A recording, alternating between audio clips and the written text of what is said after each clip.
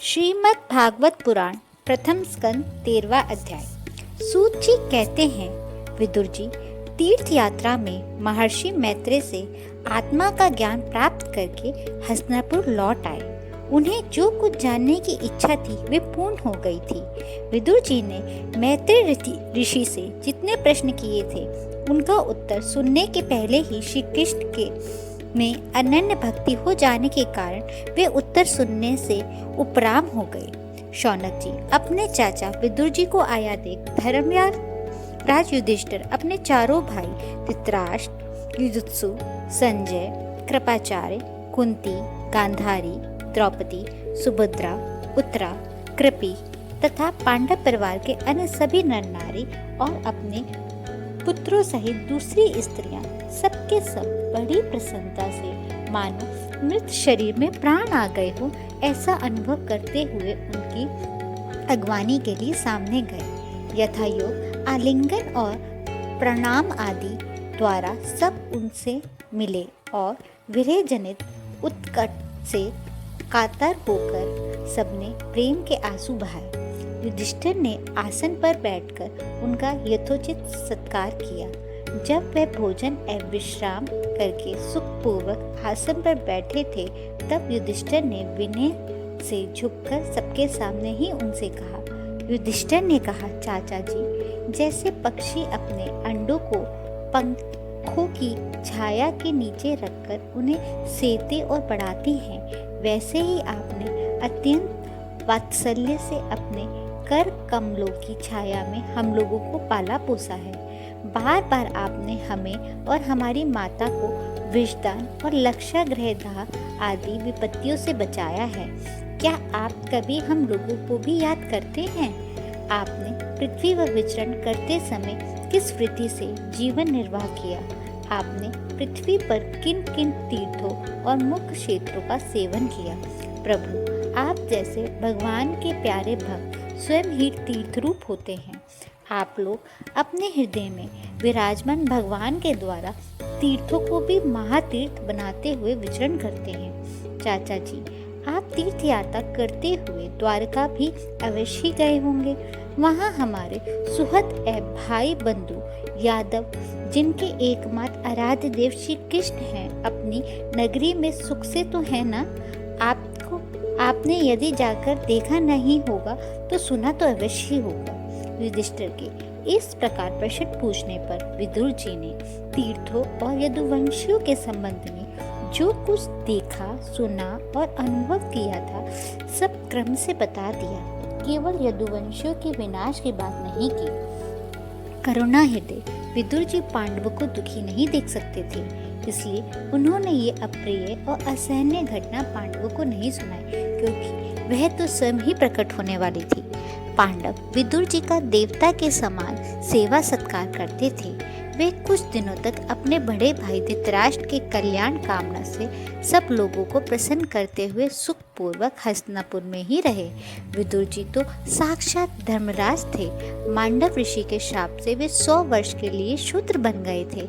इतने दिनों तक यमराज के पद पर आर्यमा थे और वही पापियों को उचित दंड देते थे। राज्य प्राप्त हो जाने पर अपने लोकपालों को सरीखे भाइयों के साथ राजा युधिष्ठिर वंशधर परीक्षित को देखकर अपनी अतुल संपत्ति से आनंदित रहने लगे। इस प्रकार पांडव गृहस्थ के काम धंधों में रम गए और उन्हीं के पीछे एक प्रकार से ये बात भूल गए कि अनजाने में ही हमारा जीवन मृत्यु की ओर जा रहा है।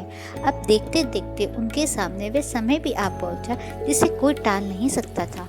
परंतु विदुर जी ने काल की गति जानकर अपने बड़े भाई धृतराष्ट्र से कहा, महाराज देखिए अब बड़ा भयंकर समय आ गया है, झटपट यहाँ से निकल चलिए। हम सब लोगों के सिर पर वह सर्वसमर्थ काल मंडराने लगा है, जिसके टालने का कोई भी उपाय नहीं है। काल के वशीभूत होकर जीवन का अपने प्रियतम प्राणों को भी बात ही बातों में वियोग हो जाता है, फिर धन जन आदि दूसरी वस्तुओं की तो बात ही क्या है। आपके चाचा, ताऊ, भाई, सगी संबंधी और पुत्र सभी मारे जा चुके हैं। आपकी उम्र भी ढल चुकी है, शरीर बुढ़ापे का शिकार हो गया है। आप पराए घर में पड़े हुए हैं। अहो, ये प्राणियों ये इस प्राणी को जीवित रहने की कितनी प्रबल इच्छा होती है। इसके कारण तो आप भीम का दिया हुआ टुकड़ा खाकर कुत्ते सा जीवन बिता रहे हैं, जिनको आपने आग में जलाने की चेष्टा की, विष देकर मार डालना चाहा। भरी सभा में जिसकी विवाहित पत्नी का अपमान हुआ, जिसकी भूमि और धन छीन लिए गए, उनके अन्न से पले हुए प्राणों को रखने में क्या गौरव है। आपकी आज्ञा की हद हो चुकी, अज्ञानता की हद हो गई है। अब भी आप जीना चाहते हैं, परंतु आपके जाने से क्या होगा। पुराने वस्त्र की तरह बुढ़ापे से गला हुआ आपका शरीर आपके ना चाहने पर भी क्षीण हो जा रहा है। अब इस शरीर से आपका कोई स्वार्थ साधने वाला नहीं है। इसमें फंसिए मत, इसकी ममता का बंधन काट डालिए। जो शरीर संसार के संबंधियों से अलग रहकर उनके अनजाने में अपने शरीर का त्याग करता है, वही धीर कहा गया है। चाहे अपनी समझ से हो या दूसरों की समझ से, जो इस संसार को दुखपूर्वक समझकर इसमें विकृत हो जाता है और अपने अंतकरण को वश में करके हृदय में भगवान को धारण कर संन्यास के लिए घर से निकल पड़ता है, वही उत्तम मनुष्य है। इसके आगे जो समय आने वाला है वह प्राय मनुष्यों के गुणों को घटाने वाला होगा। इसलिए आप अपने कुटुंबियों के साथ छिपकर उत्तराखंड में चली जाइए। जब छोटे भाई विदुर ने अंधे राजा धृतराष्ट्र को इस प्रकार समझाया, तब उनकी प्रज्ञा के नेत्र खुल गए। वे भाई बंदूक से सरदंड स्नेह पाश को काटकर अपने छोटे भाई विदुर के दिखलाए हुए मार्ग पर निकल पड़े। जब परम पवित्र सुलभ नंदिनी गंधारी ने देखा कि मेरे पतिदेव तो उस हिमालय की यात्रा कर रहे हैं जो सन्यासी को वैसा ही सुख देता है जैसा वीर पुरुषों को लड़ाई के मैदान में अपने शत्रु को द्वारा किए गए यथोचित प्रहार से होता है, तब वह भी उनके पीछे पीछे चल पड़ी। अजात शत्रु युधिष्ठिर ने प्रातःकाल संध्या वंदन तथा अग्निहोत्र करके ब्राह्मणों को नमस्कार किया और उन्हें तिल, गौ, भूमि और स्वर्ण का दान दिया। इसके बाद जब वे गुरुजनों की चरण वंदना के लिए राजमहल गए, तब उन्हें धृतराष्ट्र, विदुर तथा गंधारी के दर्शन नहीं हुए। युधिष्ठिर ने चिंताग्रस्त होकर वहीं बैठे हुए संजय से पूछा, संजय, मेरे वे वृद्ध और नेत्रहीन पिता धृतराष्ट्र कहाँ हैं? पुत्र शोक से पीड़ित दुखिया माता गांधारी और मेरे परम हितैषी चाचा विदुर जी कहाँ चले गए? ताऊजी अपने पुत्रों और बंधुओं के मारे जाने से दुखी थे। मैं बड़ा मंद बुद्धि हूँ, कहीं मुझसे किसी तरह का अपराध तो नहीं हो गया और वे माता गांधारी के साथ वे गंगा जी में तो नहीं कूद पड़े। जब हमारे पिता पांडु की मृत्यु हो गई थी और हम लोग नन्हे नन्हे बच्चे थे, तब इन्हीं दोनों चाचाओं ने बड़े बड़े दुख सहकर भी हमें बचाया था। वे हम पर बड़ा ही प्रेम रखते हैं। हाय, वे कहाँ चले गए? सूत जी कहते हैं, संजय अपने स्वामी धृतराष्ट्र को ना पाकर कृपा और स्नेह की विकलता के अत्यंत पीड़ित और विरह हातुर होकर रह गए थे। वे युधिष्ठिर को कुछ उत्तर न दे सके। फिर धीरे धीरे बुद्धि के द्वारा उन्होंने अपने चित्त को स्थिर किया, हाथों से आंखों के आंसू पोंछे और अपने स्वामी धृतराष्ट्र के चरणों का स्मरण करते हुए युधिष्ठिर से कहा। संजय बोले, कुलनंदन, मुझे आपके दोनों चाचा और गांधारी के संकल्प का कुछ भी पता नहीं है। महाबाहु, मुझे तो उन महाआत्माओं ने ठग लिया। संजय इस प्रकार कहकर ही रह गए कि तंबुके के साथ देवर्षि नारद वहां आ पहुंचे। महाराज युधिष्ठिर ने भाइयों सहित उठकर उन्हें प्रणाम किया और उनका सम्मान करते हुए बोले। युधिष्ठिर ने कहा, भगवान, मुझे अपने दोनों चाचाओं का पता नहीं लग रहा है।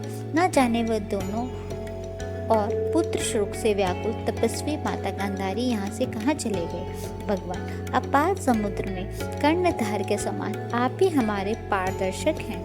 तब भगवान के परम भक्त भगवानंद देवर्षि नारद ने कहा, धर्मराज, तुम किसी के लिए शोक मत करो, क्योंकि ये सारा जगत ईश्वर के वश में है। सारे लोग और लोक पर विवश होकर ईश्वर की ही आज्ञा का पालन कर रहे हैं। वही एक प्राणी दूसरे से मिलता है और वही उन्हें अलग करता है। जैसे बैल बड़ी रस्सी से बंधे और छोटी रस्सी से नथे रहकर अपने स्वामी का भार ढोते हैं, उसी प्रकार मनुष्य भी वर्णाश्रमादि करके प्रकार से नाम से वेद रूप रस्सी में बंधकर ईश्वर की ही आज्ञा का अनुसरण करते हैं। जैसे संसार में खिलाड़ी की इच्छा से ही खिलौने का संयोग और वियोग होता है, वैसे ही भगवान की इच्छा से ही मनुष्य का मिलना और बिछुड़ना होता है।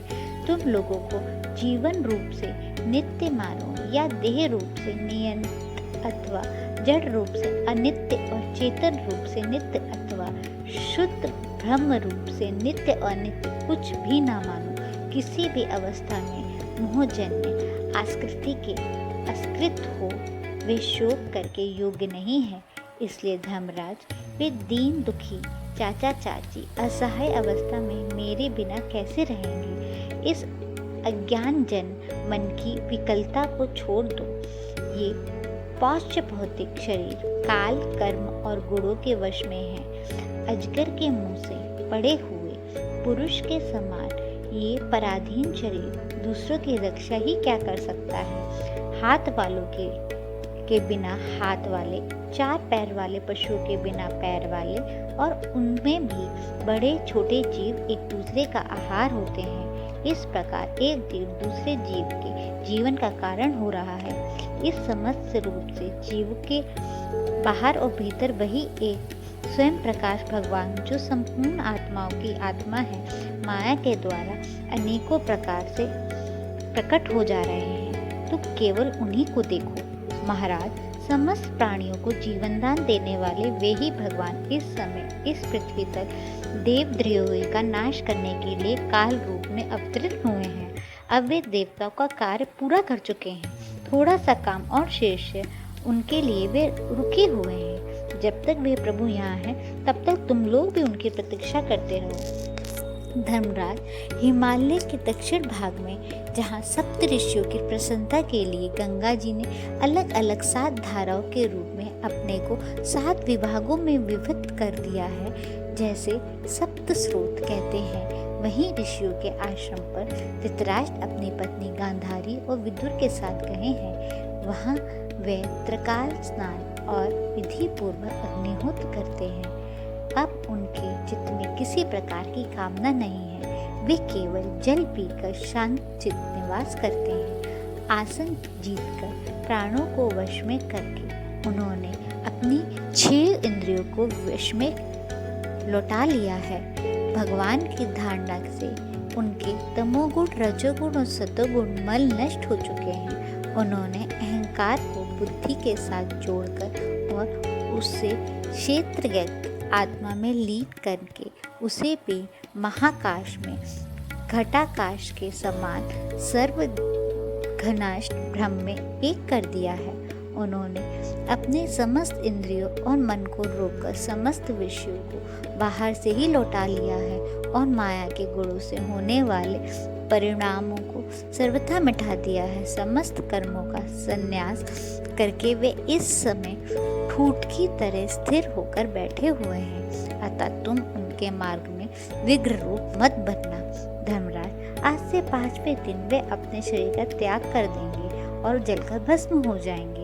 ग्रह प्रत्याल भी अग्नि के द्वारा पूर्ण कुटी के साथ अपने पति के मृत देह को जलता देखकर बाहर खड़ी हुई साध्वी गंधारी भी पति का अनुगमन करते हुए उसी आग में प्रवेश कर जाएगी। धर्मराज, विदुर जी अपने भाई का आश्चर्य में मोक्ष देखकर हर्षित और वियोग देखकर दुखित होते हुए वहां से तीर्थ सेवन के लिए चले जाएंगे। देवर्षि नारद यूं कहकर तुम्बुका बजाते हुए सर को चले गए। धर्मराज, युधिष्ठिर ने उनके उपदेशों को हृदय में धारण करके शोक को त्याग दिया। इसी के साथ 13वां अध्याय समाप्त हुआ।